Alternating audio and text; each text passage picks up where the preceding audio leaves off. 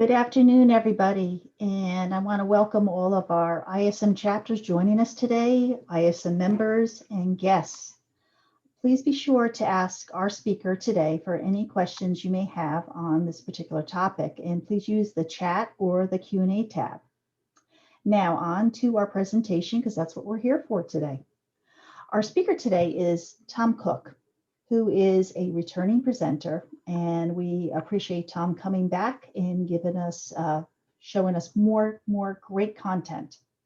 Tom is the CEO, Managing Director of Blue Tiger International, a premier international business consulting company on supply chain management, trade compliance,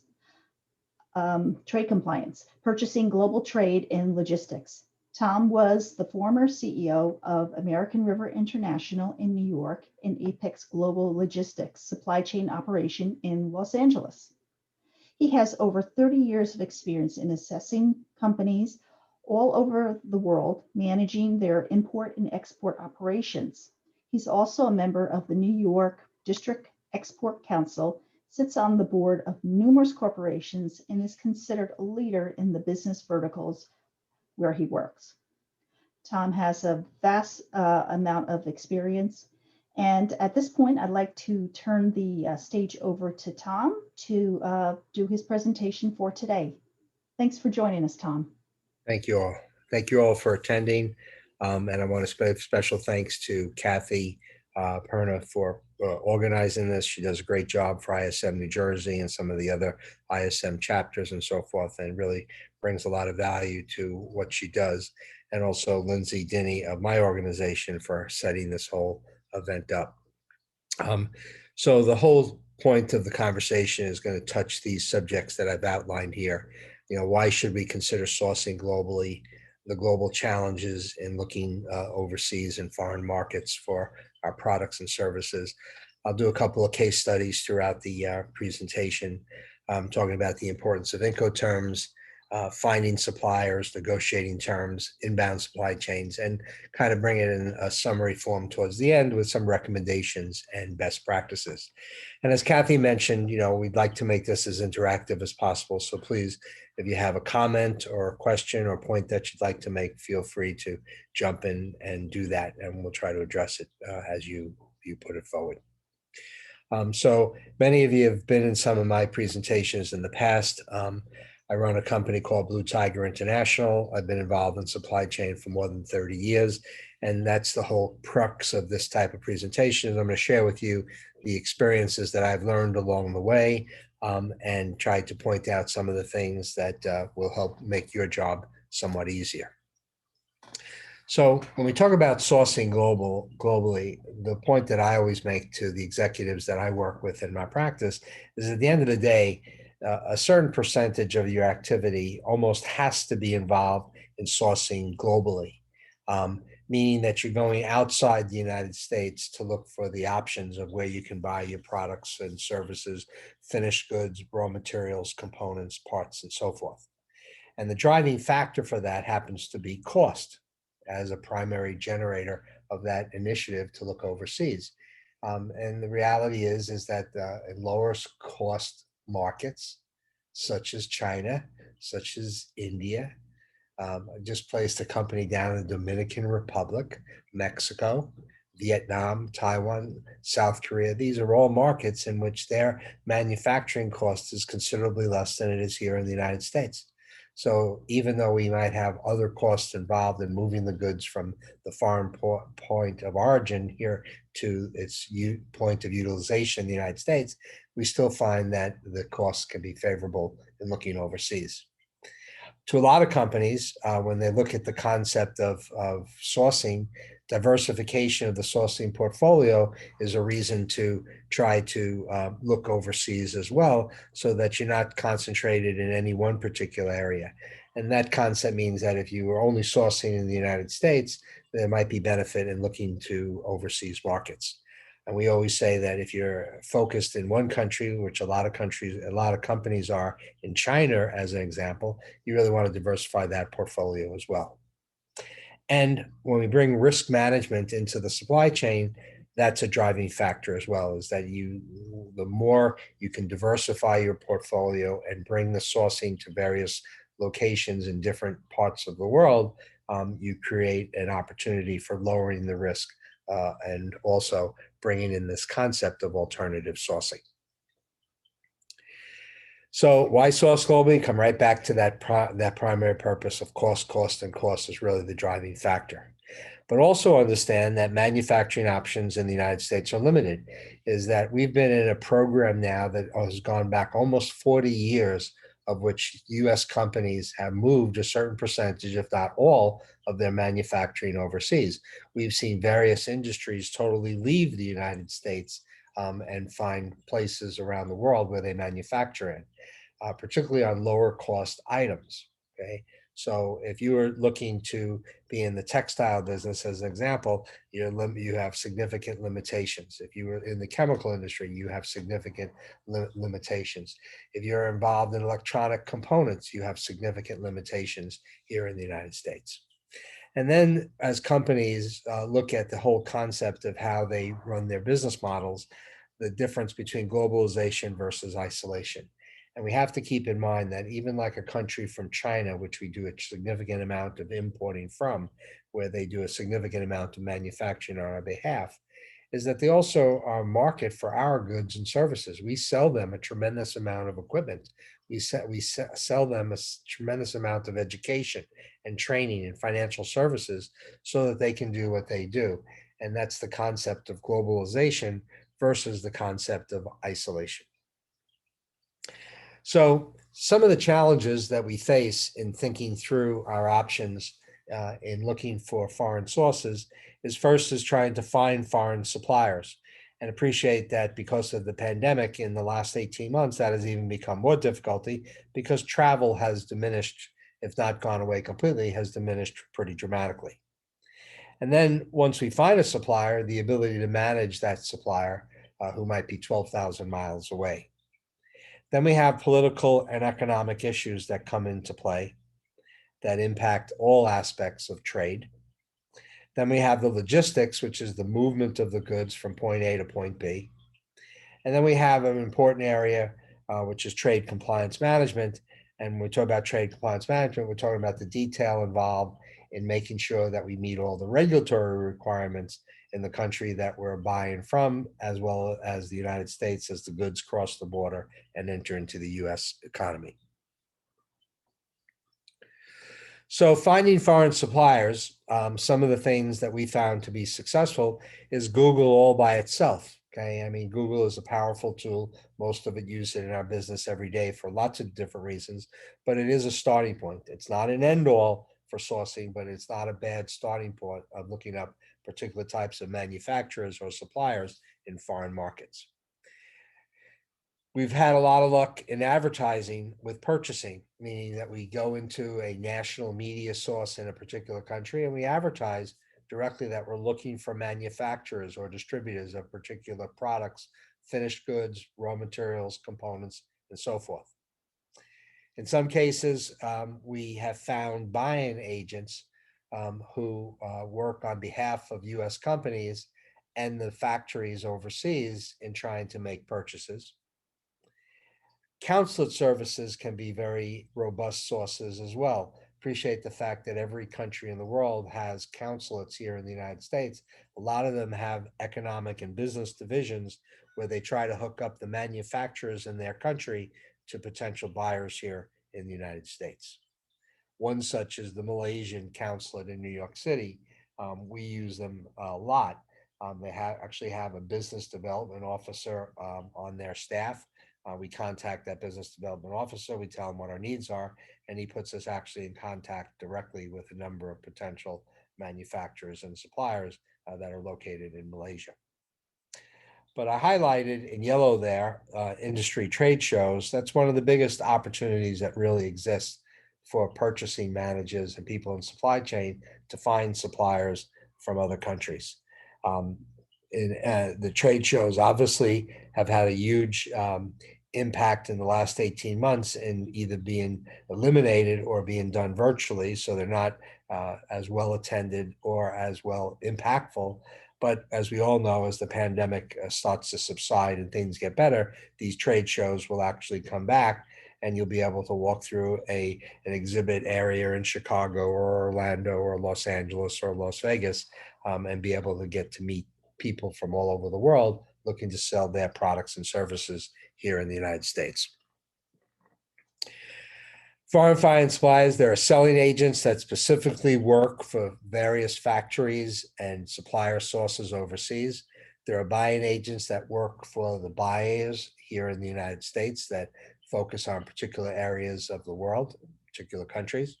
Okay, and then there are consultants like the firm that I represent, but there are also lots of different companies out there that will provide services and guidance and direction in how you can approach developing foreign markets for your sourcing. One of the things that we focus on in advice and counsel to people in purchasing and supply chain and foreign suppliers is that you have to be able to build relationships, which means you have to travel. And obviously that's been a difficult thing in the last 18 months. But once it starts to come back, we need to put that into our budget, and not only in terms of cost, but also in terms of time. There are inspection services around the world that we need to be aware of that are actually available to make sure that what we purchase is what it is, meaning that they can do quality control of the product before it leaves the country that it's being shipped from. I keep a list of all these inspection services. You're going to have my contact information at the end on the last slide. So you're always welcome to reach out to me to find out which ones in which countries work very well. As an example, there's an inspection company based in Zurich, Switzerland, called SGS, Society Generale Surveillance, and they actually have a global reach of having various types of these inspectors available in most countries around the world to be able to look at a particular product. You give them the QC specs that you want them to view. It could be packing, marking, labeling issues, anything of that kind, and they'll make sure that it meets it before the goods actually are shipped. I put in their local presence, and what I mean by that is that as companies mature in particular countries around the world in their foreign sourcing, a lot of times they'll hire an engineer or a technician or a buying agent that works exclusively for them to coordinate their activity in that country. And generally, it's not out of the gate position, but it's something where you have a more matured relationship in a particular country. The whole concept of making sure you have very tight international contracts, we'll come back to that a little bit later, in place with these foreign suppliers. Appreciate the fact that buying from somebody in Iowa or somebody in Nevada or somebody in Georgia, the lead time as compared to buying from somebody in China or Vietnam or Malaysia or Brazil. Okay, the fact is that with foreign purchasing, it's very typical that you're going to need a much longer lead time. We generally say at a starting point, it's generally 90 days and can go as much out as 180 days. And to have contingency plans in place to develop a plan B in the eventuality that some political event or economic event occurs where you have to find alternative sourcing. And appreciate the fact that the pandemic itself became that type of event that was a health-driven issue, but really came into play is now impacting politics and economics. And a lot of companies had to scramble for alternative sourcing for their products because they weren't able to get them out of the countries that they had already set up. The political and economic issues that come into play. As many of us who've been involved already in foreign sourcing know that when Trump became president, he created the starting of a trade war with China, referred to as the 301 tariffs. And the 301 tariffs added approximately an additional 25% surcharge onto the cost of bringing goods into the United States. It impacted almost half of the goods that we purchase out of China. And unfortunately, or fortunately, depending upon how you view this issue, the Biden administration made a determination that they're going to maintain those 301 tariffs in place at least to the end of 2022 before they really look at that in terms of eliminating it. So This has put a tremendous burden on our relationship with China and the whole concept of sourcing from there. And what a lot of companies have looked to do is not to end their foreign sourcing, but to move some of their sourcing out of China. Appreciate the fact that government sanctions come into place all day long with various countries that we need to be sensitive to in our purchasing decisions. I had a client just recently lose a Russian source for a particular type of alcoholic beverage, all around the fact that one of its executives were put on a sanctions list.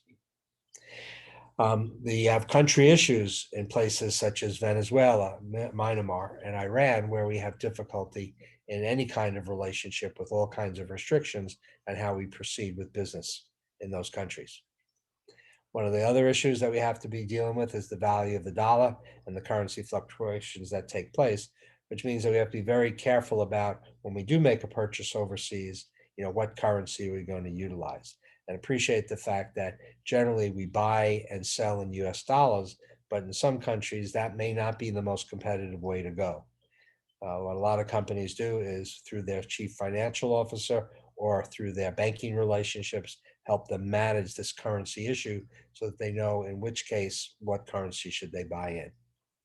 And appreciate that, particularly related to the last 18 months, when you have such a huge event as this pandemic, which has impacted the entire global economy, that it created a tremendous amount of uncertainty. And our whole concept of planning changed dramatically because we were unable to plan certain things, not knowing what was going to happen. And there's a legacy of that, which we're still dealing with at this point in time, mainly because that uncertainty still exists. While things are clearly subsiding here in the United States, and every indication is that our economy is getting back on track and our socialization is getting back on track, appreciate the fact that in certain places around the world, that's not happening quite as quickly.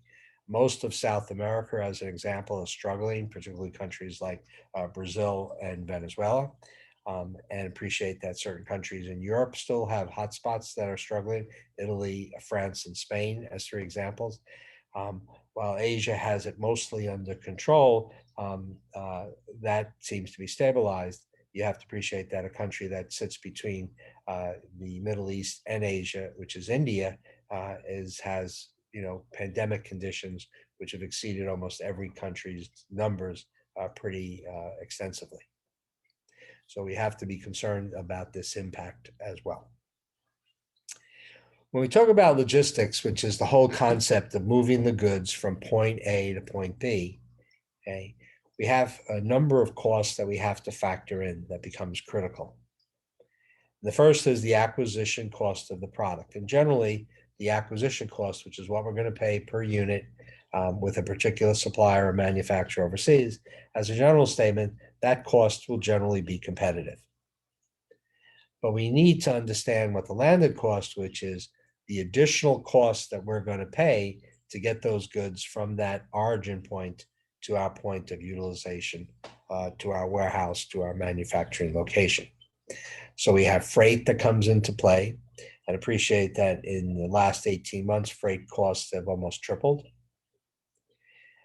We have duties and taxes as the goods pass through the border. And as I mentioned before, in some countries like China, that has gone up by as much as 25% because of the 301 tariffs. Then we have the process of customs clearance, in which there are all kinds of charges that hit us as a result of that. And then we have the warehousing, which may be intermediate or temporary, and then ultimately leading to distribution of the product to final users in this country. This accumulation of this landed cost is really what our cost is in acquiring goods in foreign markets. From the subject of trade compliance management, which is the concept of understanding what the regulations are, we need to first off understand that we're bringing the goods through the border of the United States. So customs stands there and makes sure that all the issues that are required in order to bring those goods into the United States, that we're meeting those. So things like packing, marking, and labeling become very critical issues. We need to make sure that we're clearly identifying the origin, that we're properly valuing the product as it comes through the border. this becomes a problem with related companies more so, okay, because you generally may not be creating commercial invoices, okay, or the commercial invoices may be manipulated. We need to make sure that we're using the right harmonized tariff schedule, which is a 10-digit number that all governments around the world recognize that needs to be utilized. At the end of the day, customs doesn't ask what the name of the generic product or part that you're bringing through. What they really want to know is what the harmonized tariff number is. If you take the harmonized tariff number and tie in the origin, those two things determine what the duty rate is, origin and HTS. Then we have assists, and assists are things that if we help a company overseas manufacture the product that we're going to import by sending wherewithal, technology, blueprints, intellectual property rights, equipment, and so forth like that, that's called an assist. And we have to make sure that we add the value of that assist on the value of the invoice as it passes through the border here into the United States. And recognize that we have a responsibility to keep very clear and concise records for US Customs. And therefore, that requirement, we need to know all the detail of that and also understand that we have to keep it for 5 years. We also need to be concerned, excuse me, about the Incoterm. And the Incoterm, in the most simplest of understanding, is it's a point in time in trade where the responsibility and cost is transferred between a buyer and a seller, or an exporter or an importer. If we look at a transaction where we're moving goods out of Shenzhen going to Edison, New Jersey, Ex Works term, as an example, means that the buyer's responsibility begins right at the origin point by getting the vehicle loaded right at that point in time. If they buy FCA Hong Kong, the seller is responsible to get it to the airport, and the buyer takes responsibility once it gets to that point. If the Incoterm is CIP, cost insurance paid, the seller is responsible to get it all the way to the airport, in this case, JFK, New York, okay? And the buyer takes responsibility once it arrives. And if the seller sold DDP, delivered duty paid, the seller would be responsible to get it all the way to the Edison, New Jersey location, be responsible for all the costs, bear all the risks, including payment of duties and taxes, all the way to a final destination. So the Incoterms has a huge impact on landed costs, okay, and what our responsibilities are as an importer of goods or services coming from overseas. I put in a chart that you have as a reference point. Appreciate the fact that the Incoterm rules change approximately every 10 years. So just in 2020, they recently changed, and here's an updated version that you can print out and use as a reference source for your buying activity. So I wanted to share with you a particular case that we worked on last year with a company based in San Diego that's a bicycle distributor, and they had a supplier in Shanghai. They came to us looking for some assistance. Their terms of purchase was CIF Long Beach. Their terms of payment was with a letter of credit, and they used various ocean carriers. Under the CIF term, the supplier provided the value on the invoice of the purchase price of the goods. They also provided insurance, marine insurance, to protect against any loss or damage, and also the cost of freight, so that the customer here in San Diego would pay that full value, the cost of the goods, the insurance, and the freight. And that's what CIF means. But they came to us about 1.5 years ago, particularly because they had a problem in which there was water damage on some of the bicycles and the parts that had come in on one particular shipment of 4 containers. When they went to try to collect against the certificate of insurance that the supplier provided, they ran into a wall of difficulty because there were very restricted terms and conditions. The insurance company did not have representation here in the United States. And what was about $150,000 claim, they actually only were able to recover about $40,000. So they learned in a very difficult case that one of the things you never want to do in purchasing goods and services overseas is buy the insurance from the supplier. You want to be able to buy in terms where you control the insurance of the goods and you buying it with a US based insurance company and where you clearly understand what the terms and conditions are of that policy. The other thing that I want to make about this is that we got through that problem for them and made sure that this circumstance would never happen again in their supply chain, because we ended up changing the term of purchase to FOB, outbound gateway in Shanghai. So the supplier would be responsible to get the goods to the vessel, and from that point forward, the buyer would take over and also take care of the insurance if anything was to happen during that voyage.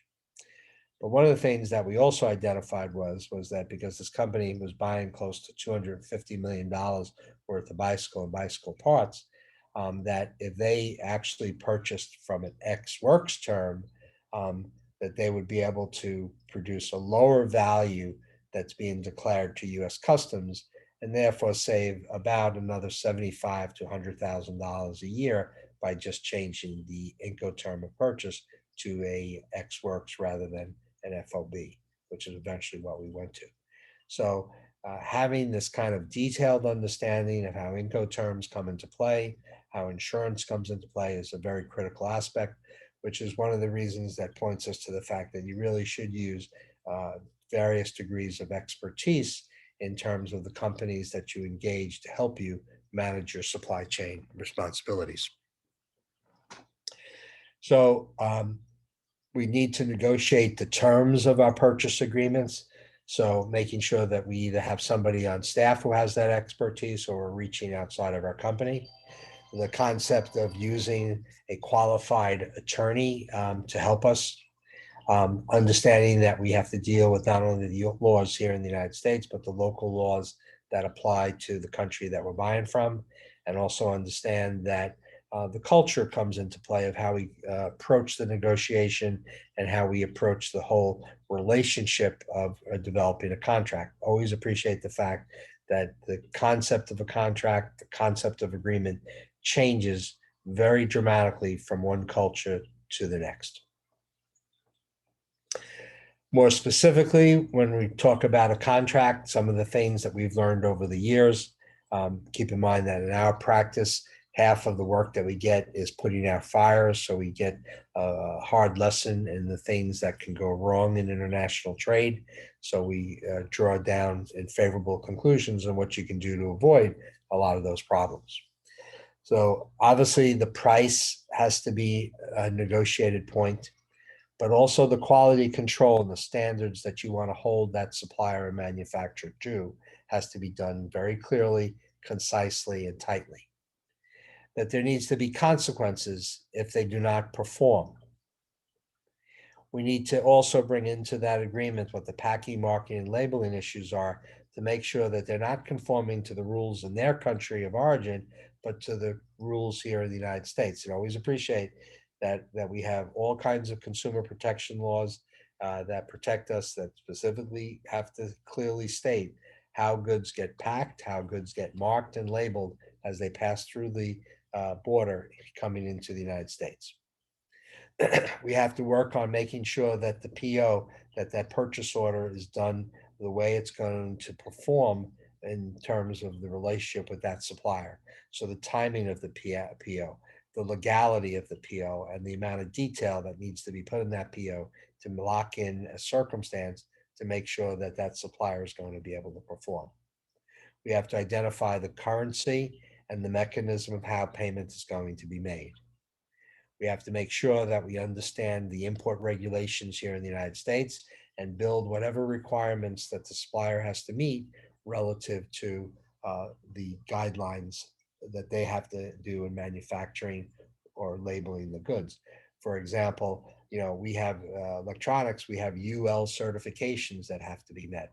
We're dealing with a food product, we have FDA certifications that have to be met and so forth. So we need to understand not only of customs regulations, but the other governing agencies that are involved with our product. We like to see KPIs, key performance indicators, us being able to measure and hold the supplier accountable and responsible. And we also like to see where arbitration is brought back to the United States. It could be in New Jersey or New York or whatever state that you're in, so that if there is a dispute, you don't have to worry about going to an international court. You can have it dealt with here in the United States, which obviously we're more comfortable with as compared to dealing with the problem in China.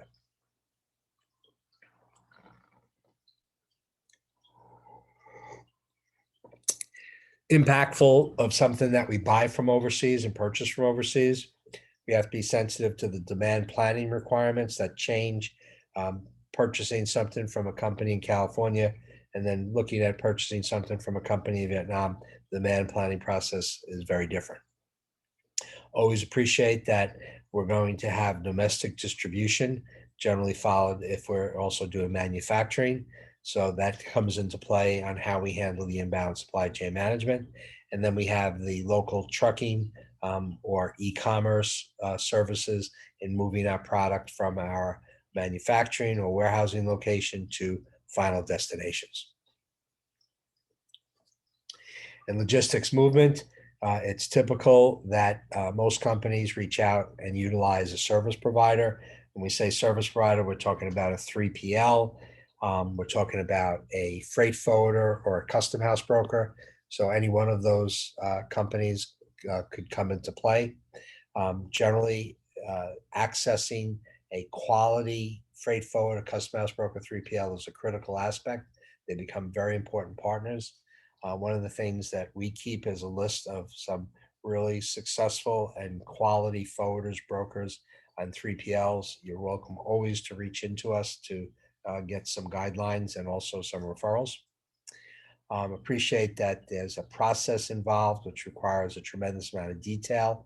Most of that detail is outlined in the documentation that's required in moving the goods from origin point to a destination point here in the United States. And appreciate that it also requires an internal coordination among the various silos and vested interest groups within your company. Purchasing, logistics, warehousing, manufacturing, distribution, customer service, finance, legal, all those different entities in your company. And appreciate the fact that in every step, there's generally going to be some degree of cost and risk involved that we need to make sure is accounted for in how we plan out the transaction and how we value out the transaction, particularly as it relates to making sure that we're protecting the anticipated margin that we have in place. In domestic distribution, which is the end side of the import process of foreign purchasing, one of the things that impacts this is the demographics of where our clients are located. We just had a situation with a particular company that came to us looking for them to reduce various costs in their spend. And they had an East Coast based warehouse, which was based down in Baltimore. The company was located, corporate offices were in New Jersey, but their warehousing and distribution was in Baltimore. And that, from an historical perspective, when this company opened up almost 50 years ago, most of their clients were on the East Coast. But past 50 years, they now have more clients west of the Mississippi than they do east of the Mississippi. So it made sense for them to look at, and what we created for them was a secondary distribution. And we actually found the very competitively priced and from a logistics standpoint, a well-placed location in Reno, Nevada, which actually now is becoming a very hot spot for West Coast warehousing and distribution. So the location of those facilities that we distribute from become very critical, and also places that allow really good control over the domestic transportation services. That was one of the other things that Reno provided. On the West Coast, besides the typical California points of Los Angeles, Long Beach, Oakland, Portland, and Seattle, when you come just a little bit inland from that point, Reno and Las Vegas and also Phoenix become also very good distribution points and are not that far away from the inbound gateways of airports and also seaports that bring in goods from overseas.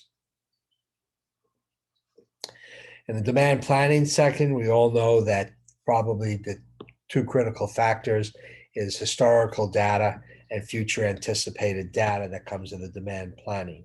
Historical data is generally pretty easily to obtain, particularly if we have some kind of technology managing our sales activity. Future anticipated is generally where we see most problems in trying to figure out what our demand is.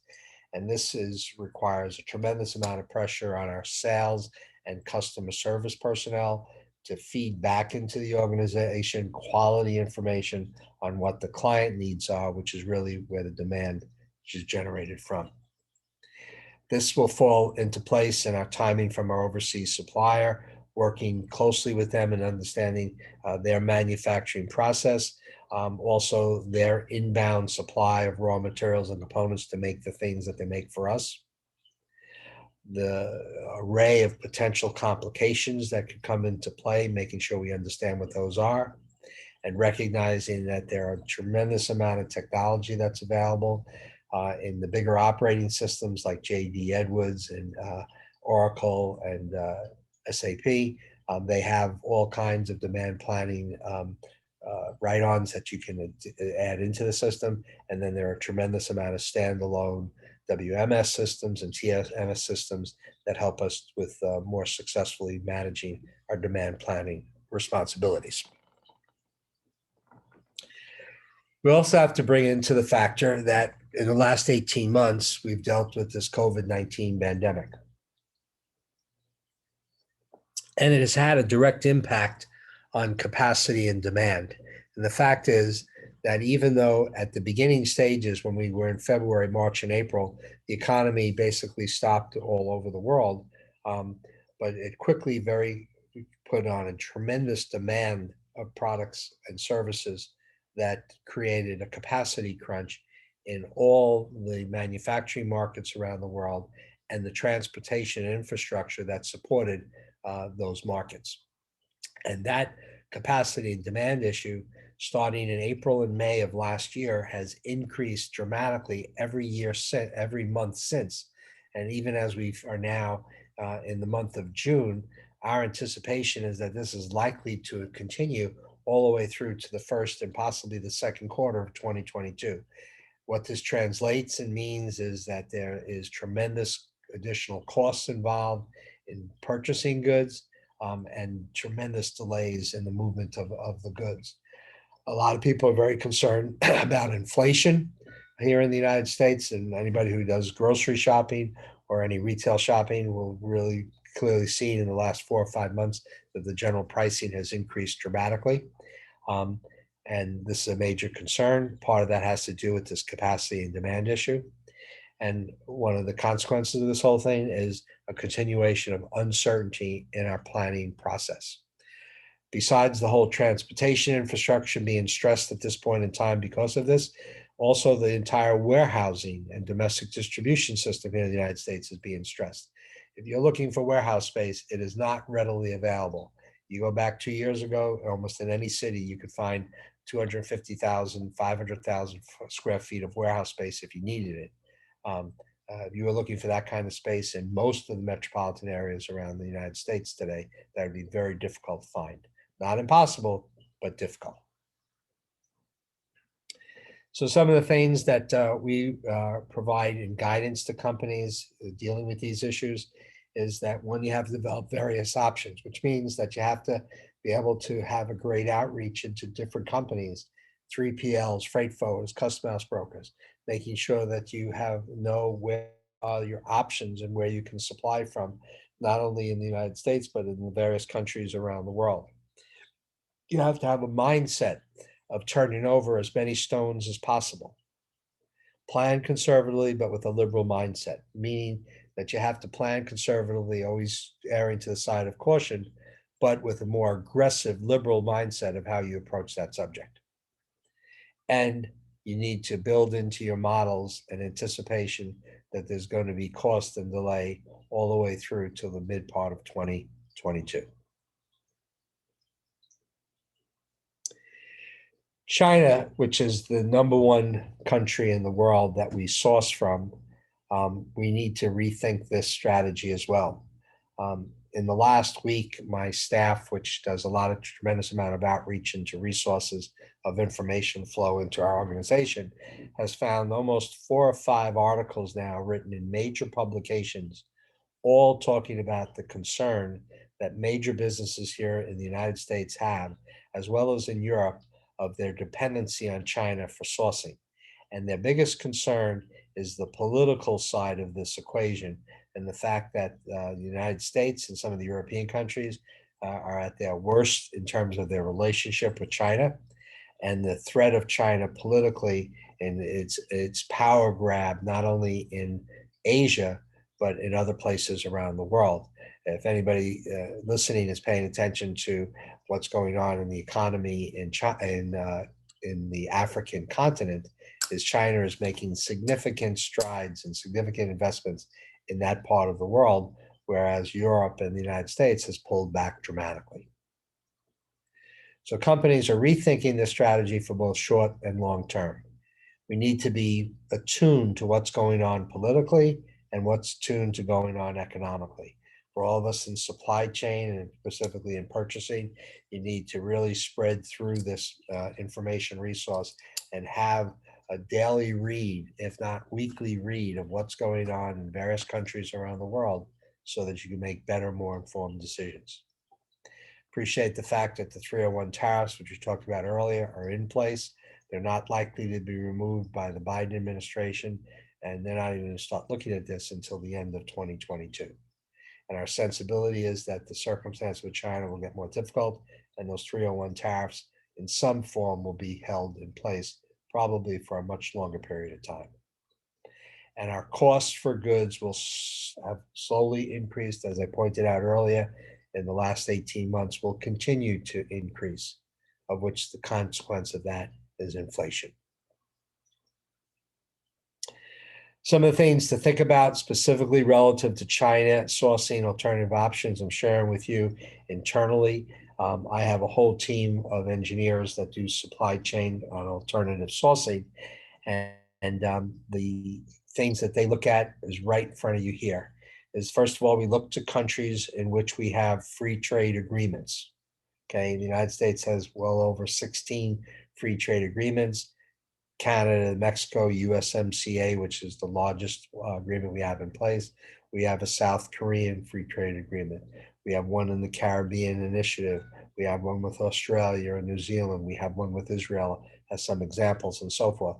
So always look to those countries, and mainly because if we do make a purchase from those countries, it comes into the United States duty-free. Vietnam has become a great and significant alternative source for us, which keeps us in Asia but eliminates the 301 tariff. Taiwan has always been a great source and is now an alternative for China. The same thing with South Korea. Malaysia, particularly for industrial products and consumer goods. Turkey, particularly for industrial goods, we've moved a number of companies out of China into Turkey. And Turkey has always been an industrial supplier to Europe. Now the United States is tapping into that market. Mexico has been for 25 years a place for US companies to manufacture and assemble. They have a very specific program called the Maquiladora, which gives huge advantage to US companies if goods are manufactured or assembled in Mexico. Their rate of growth is over 10% a year now of picking up manufacturing and assembly operations for US companies. If you looked at the Fortune 1000 companies, more than 60% of them have vested interest directly or indirectly into Mexico as a source. And then we have here back in the United States, in the last 2 years, we've moved about a dozen companies from various places around the world into the United States for manufacturing. While the acquisition cost is likely to be higher, meaning the price that we pay for the item purchased in the United States, but when you add the other landed costs in that there are no duties or taxes, the transportation is minimal, the lead time is minimal, and so forth like that, the US now becomes competitive. For many of us who are paying attention to politics, the Trump administration made a great effort to try to bring back manufacturing. It did have some success, not quite the success that they wanted, but it did have some. But it did create a momentum where a lot of companies are bringing back manufacturing. One of the largest companies, Apple, is now assembling a certain percentage of all their iPhones in a large location based in Wisconsin. So we have some general recommendations to make as well on this whole subject. One is when travel opens, travel. There's no better way to find out what options exist in foreign purchasing than getting into a plane, breaking bread with the potential manufacturers, suppliers overseas, and testing that market out. We always strongly suggest that you learn the cultures and the business acumen of the countries that you go to. The Department of Commerce, doc.gov of the United States, has a whole guideline in their website. You just put in the country. It gives you all the things that you need to know about that country from both a business and economic and cultural perspective, and becomes a great resource for you to use in trying to figure out how to approach a particular marketplace. Get tight with quality service providers. This is with your freight forwarders, your custom house brokers, the consultants that you use, because they can be of real value to you in helping you open to foreign markets and managing those relationships successfully. And reach out to consultants, bankers, attorneys, and accountants who have an international footprint and international expertise, because their experience and their advice can be invaluable to you in managing all the challenges that we've already talked about in this discussion. So additional recommendations and best practices, this is information we give directly to our client base, is learn to be patient and at the same time be diligent. Don't make the purchase from the first company that comes along that offers a deal. Turn a lot of stones over, talk to a lot of different companies, and even create RFPs and competitive bidding process and try to choose a foreign supplier.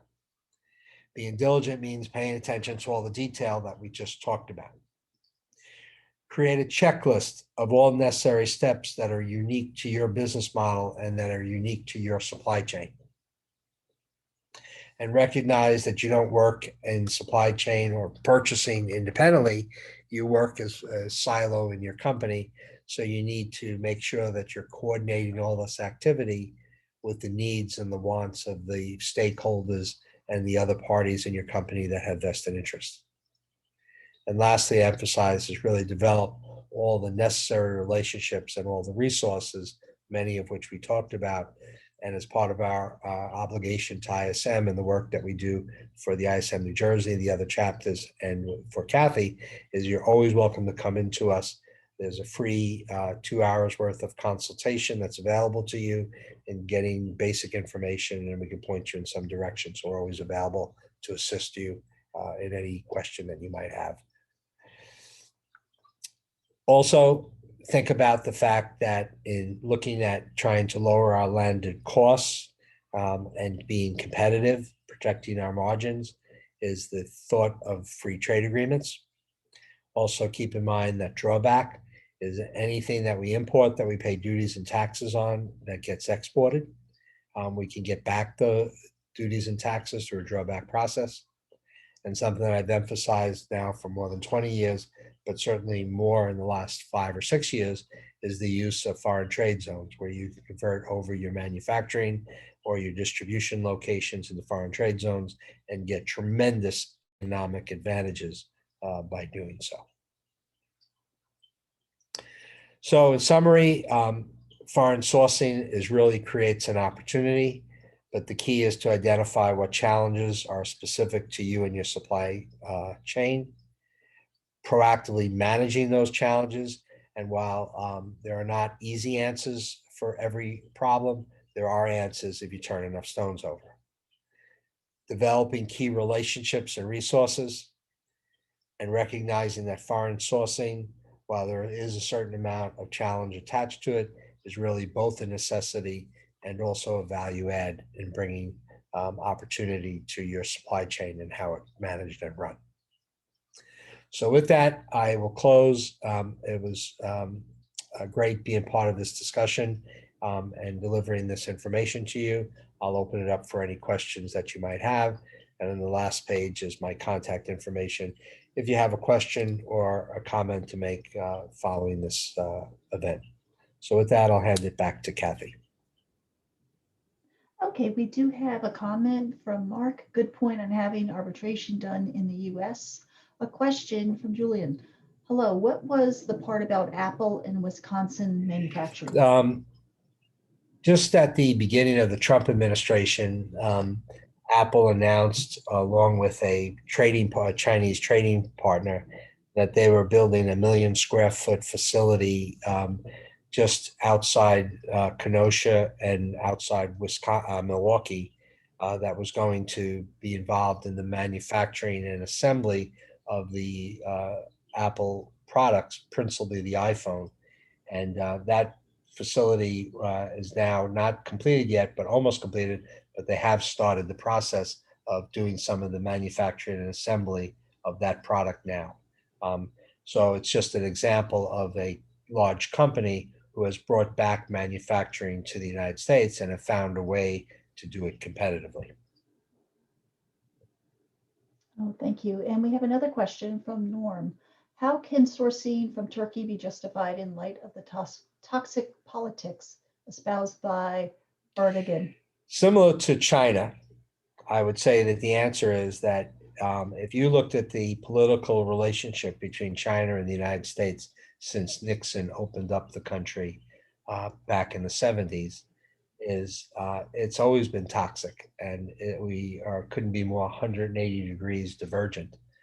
Think about how, even through that political circumstance, how the manufacturing base in China has grown and our trade relationship with them has expanded, that the United States and China are the two largest trading partners with each other. So the answer to your question is that the same thing is with Turkey. While the political side is not as, say, likable as we would want it to be, or as comfortable as we would want it to be, it has not impacted the business side of the relationship. And there's a tremendous amount of trade that takes place in both directions. Our ability to sell certain things into Turkey and Turkey to sell into us. What I want to just emphasize about Turkey is that it has been a supplier of industrial goods to Europe for over 100 years. Only about 10 years ago, maybe 15 years ago, U.S. companies have started to tap into that manufacturing base successfully. So we always have to be careful, both in China and Turkey and other countries as well, as the politics and how the politics change and impactful thing. And I would never say to move all your manufacturing in any one of those countries where there's certainly political instability, but you can look to it as an option for a certain percentage of your manufacturing, is where I would point you in that question. Okay, thank you. Another question came in. Can you help to elaborate more about free trade zone and how it will save the landed cost and any in China? Almost every country that trades vigorously in the world will have what they refer to as foreign trade zones or free trade zones. And they work a little bit different from one country to another, but the basic principles and concepts from one country to the other are the same. So I'll give you an example that many of you could probably visually see is BMW. We were involved a long time ago, 20 years ago, in helping BMW think through its setting up a foreign trade zone in Greer, South Carolina.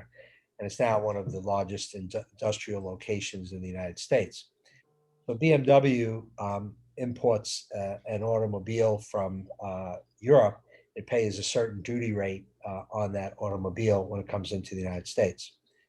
So it now, instead of bringing the finished car into the United States, it brings in all the materials and uses U.S. labor to do the assembly work at the foreign trade zone. So you can almost lower your import cost in half by using the foreign trade zone, because you're only paying on the cost of the materials, not on the cost of the labor that you're using to bring in that product.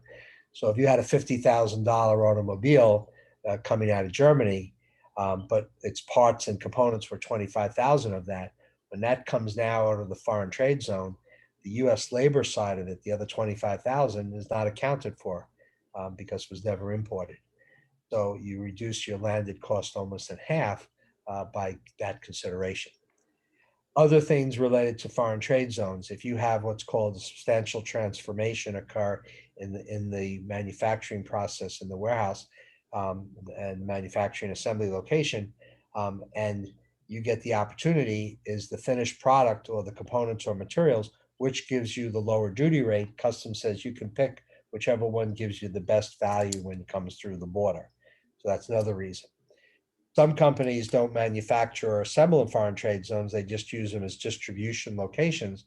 So one of the first benefits is that if you bring goods in from overseas, you don't have to pay duties and taxes until it comes out of the foreign trade zone, not when it crosses into the United States.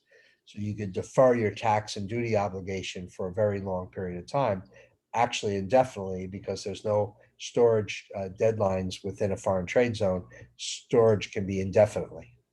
Um, you also do weekly clearance activities, so it reduces your charges for customs clearances. It also impacts what they refer to as the merchandise processing fees. There's also state and local benefits for operating foreign trade zones that vary from state to state. So the whole concept of the foreign trade zone is that it does dramatically impact the landed cost. We do about 25 to 30 new foreign trade zones a year.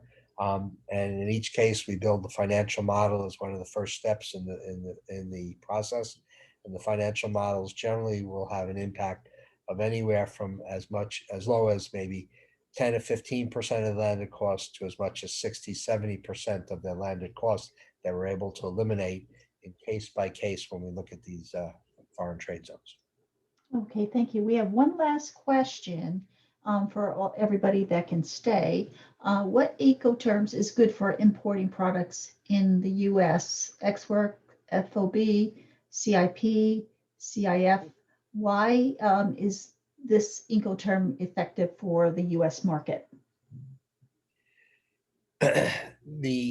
First of all, when we import from overseas, U.S. Customs requires us to declare the FOB value of the goods coming into the United States as the value that we declare to U.S. Customs, which means that the cost that it is to get it to the outbound gateway of the country that it's coming into is what Customs requires us to declare to them as a value when it crosses the border. So a lot of companies who buy at a more extensive term like CIP or CIF or DDP, they end up declaring a much higher value to Customs and pay more duty than they really need to.